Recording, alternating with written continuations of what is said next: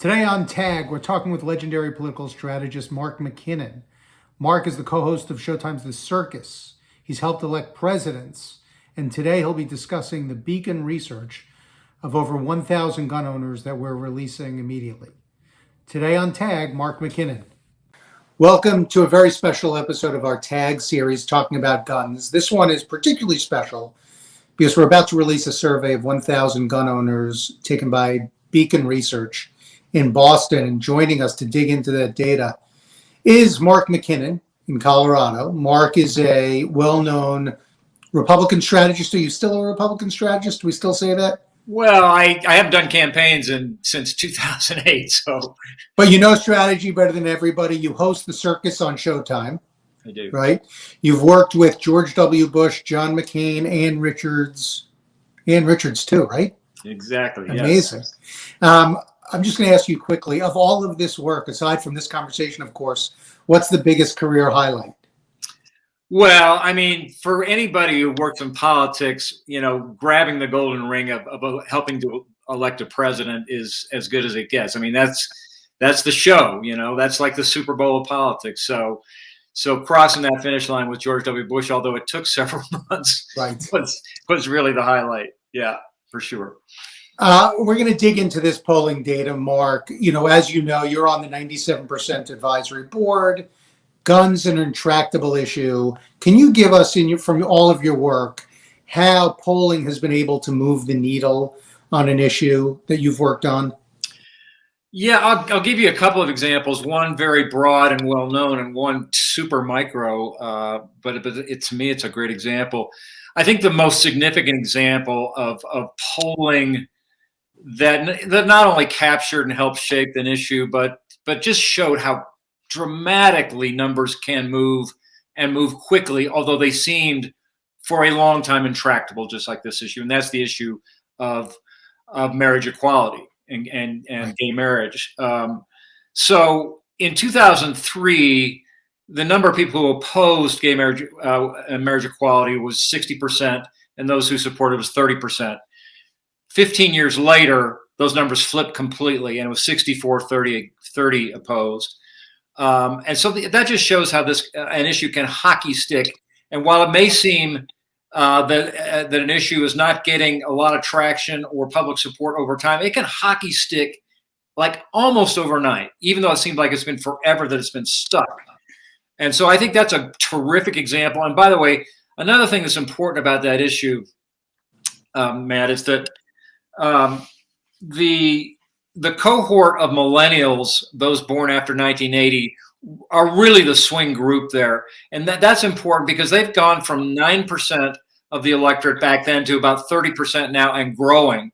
So I think when we talk a little bit maybe further into the discussion about who do you target, that's clearly the group.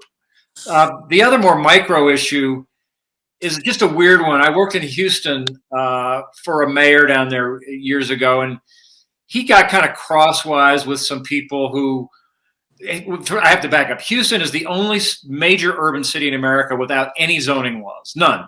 You can have a strip joint next to a school. And for reasons I don't even remember at this point, the mayor liked it that way. And there were a bunch of people who were trying to change the law. And as you can imagine, public support for that was huge. It's like people thought it was nuts that there were no zoning laws in Houston. It was just a boon to construction interests. And so it polled, I don't remember exactly, but let's say 80-20.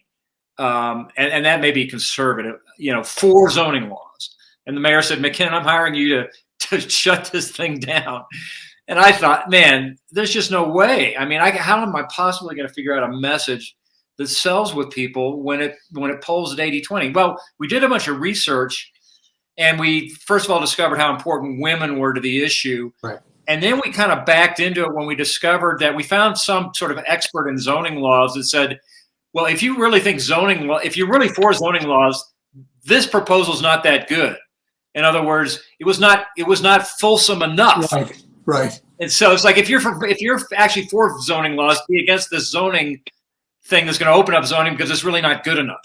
And that's how we won the election and flipped Fantastic. But that was just a really weird example of finding a message that when I didn't think there was one out there that Right. did the election right.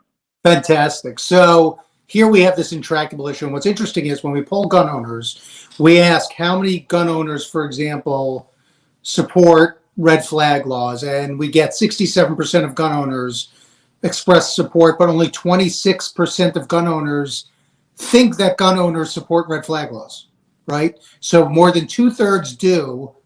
Just about a quarter think that the others do.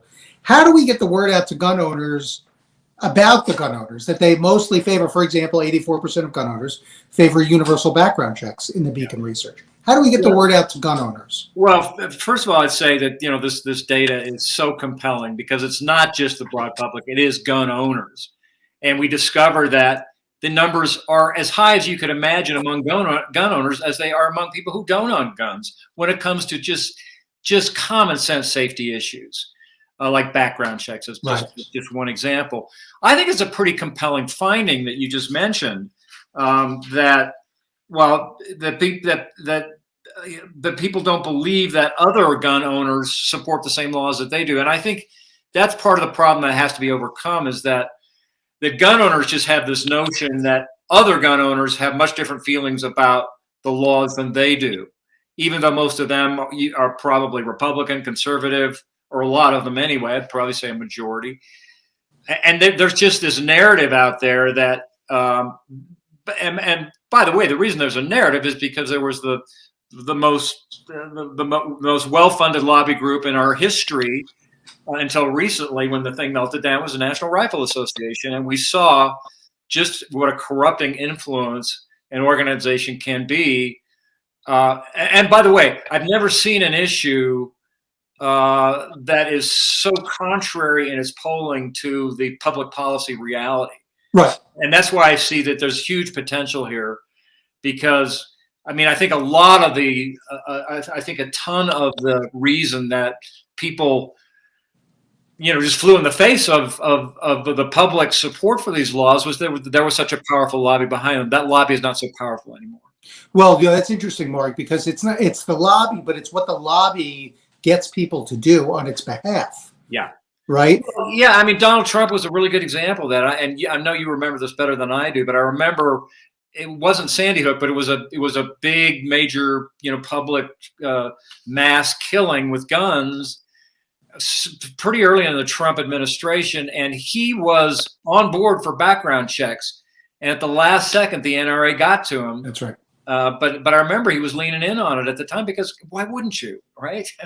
What issue can you think of that has more widespread support in this country than background checks? There isn't one. There isn't one. There isn't one. And I don't know. As much as we've talked about it and debated it, I still can't figure out what the argument against a background check is, other than the usual sort of slippery slope stuff, which to me is kind of crazy. But again, the slippery slope stuff goes to a more embedded challenge with this issue, which I think is just, again, the NRA and people advocating for guns have slipped into this constitutional framework that just sort of gets to people's notions of liberty and me against the government, which is a much kind of deeper emotional response. That's exactly what I wanted to ask you next. So you've almost answered the whole thing already. But the question would be, we do find that slippery slope. Gun owners do pay a lot of attention to that argument. And how can we fight against it? In other words, there are about 340 million people in this country. There are probably close to 400 million guns. We're not getting rid of guns in the United States, right? But that slippery slope argument still exists. What can we do better to fight against that argument? Well, I think that I'm not familiar with all the organizations out there besides the NRA that are gun supporting organizations, but I know that there's lots of them. And I think because of the diminished status of the NRA, they should have enhanced status, and they should be more open to discussing just common sense safety issues. So I think that's an opportunity. The fact that the NRA just doesn't have the power and the resources that it once had.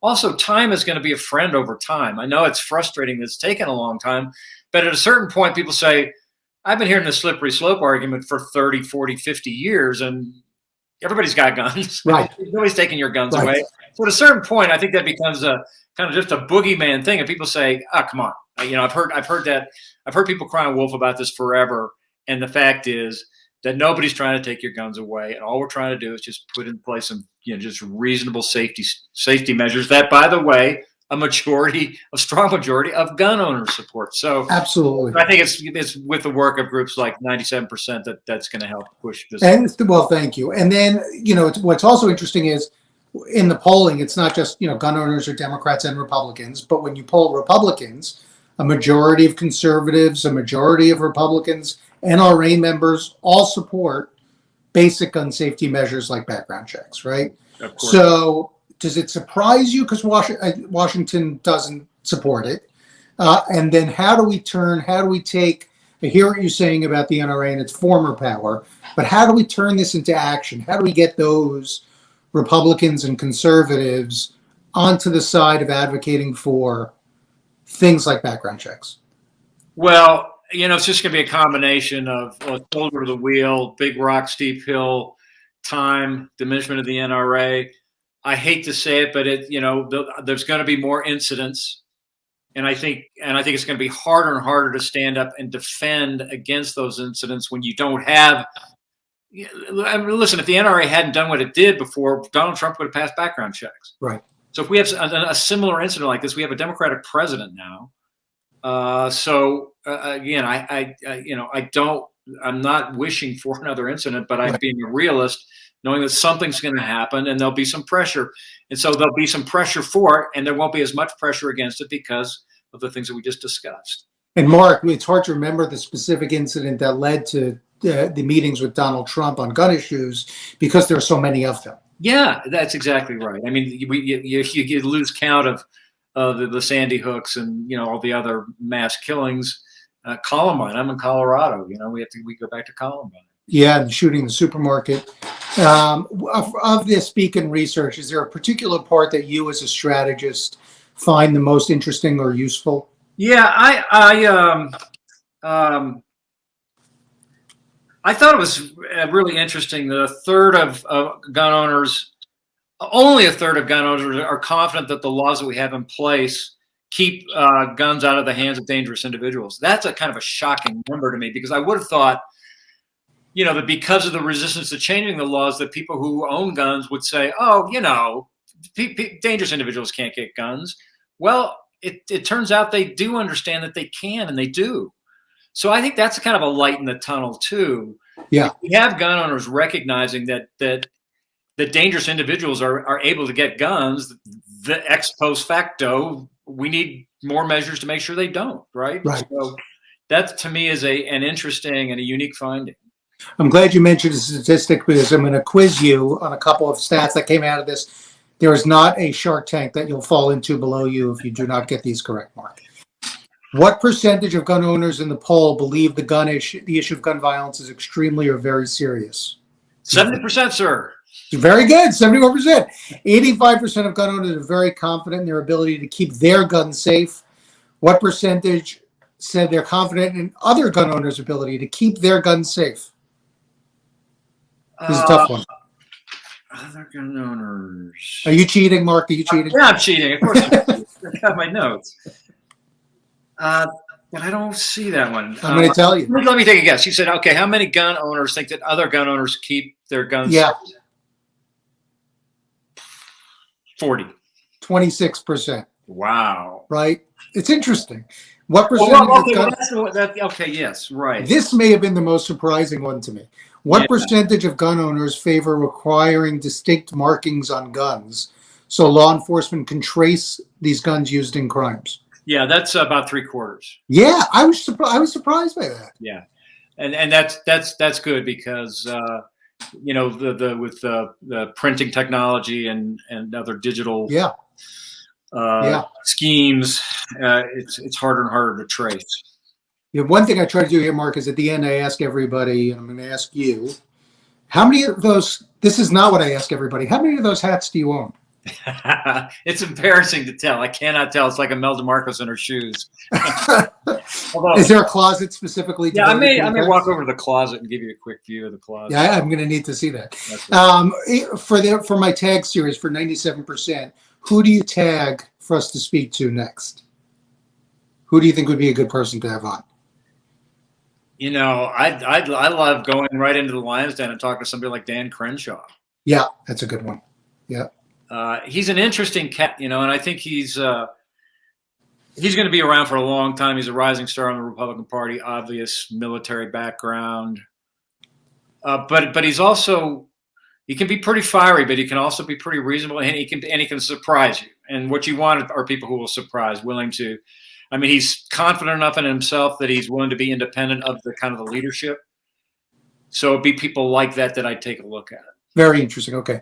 Mark, thank you so much for doing this. That's it for this episode of 97%. Join us in a couple of weeks. We're going to go to the closet now. Let's go to the closet and see what's going on here. I do not have a similar hat closet, Mark. I'm just telling you.